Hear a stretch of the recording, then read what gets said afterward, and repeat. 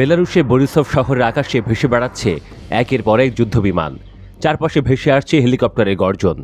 Russia ও বেলারুশে যৌথ মহড়া জাপা 2025 যেন সাজানো যুদ্ধক্ষেত্র। কিন্তু এদিনের সকালটি বেলারুশের প্রতিরক্ষা মন্ত্রণালয় কর্মকর্তাদের জন্য ছিল একেবারে ভিন্ন, কারণ মহড়ার মাঠে হঠাৎ করে হাজির হলেন যুক্তরাষ্ট্রের সামরিক কর্মকর্তারা। মস্কোর ঘনিষ্ঠ মিত্র বেলারুশে মার্কিন কর্মকর্তাদের আগমন, সেটিও আবার রাশিয়ার সঙ্গে যৌথ মহড়া চলাকালীন। এ যেন অনেকটা অবিশ্বাস্য ঘটনা।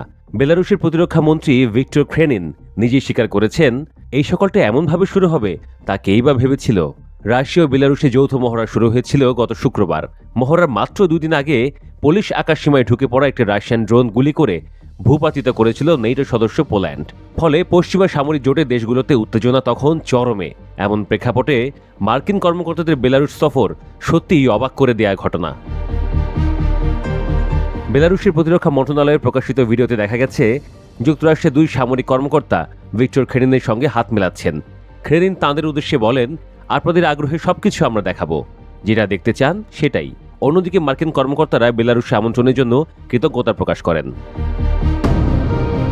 এই দৃশ্য অনেকের কাছে ইঙ্গিত দিচ্ছে বেলারুশ ও যুক্তরাষ্ট্রের সম্পর্ক হয়তো নতুন দিগন্তে প্রবেশ করছে। অথচ খুব বেশি দিন হয়নি 2022 সালের ফেব্রুয়ারিতে ইউক্রেন আক্রমণের সময় রাশিয়ার সেনারা বেলারুশের ভূখণ্ড ব্যবহার করেছিল।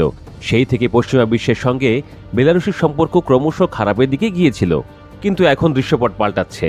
যুক্তরাষ্ট্রের প্রেসিডেন্ট ডোনাল্ড ট্রাম্প ইউক্রেন যুদ্ধ থামাতে সরাসরি উদ্যোগ নিয়েছেন। তার কৌশলগত দৃষ্টি স্পষ্ট, পুতিনের ঘনিষ্ঠ মিত্র লুকাশেঙ্কোর সঙ্গে সম্পর্ক গড়ে তোলা ছাড়া এই যুদ্ধের সমাধান পাওয়া কঠিন।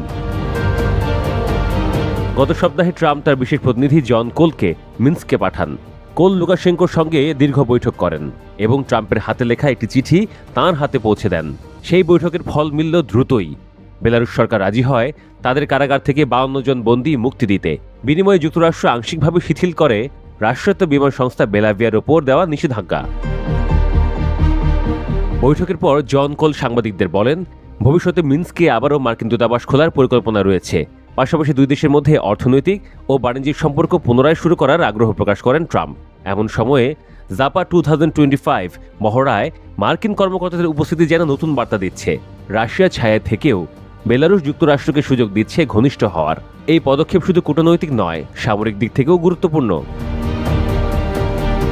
এদিকে মহড়ায় শুধু যুক্তরাষ্ট্র নয়, উপস্থিত ছিলেন আরও 23টি দেশের প্রতিনিধি। তাদের মধ্যে নেটোর সদস্য তুরস্ক ও হাঙ্গেরিও ছিল। ফলে স্পষ্ট হচ্ছে, বেলারুশ মহড়াকে শুধু রাশিয়া বেলারুশের যৌথ শক্তির প্রদর্শনের জায়গা হিসেবে রাখতে চাইছে না, বরং এটিকে আন্তর্জাতিক কূটনীতির মঞ্চে রূপ দিতে চাইছে।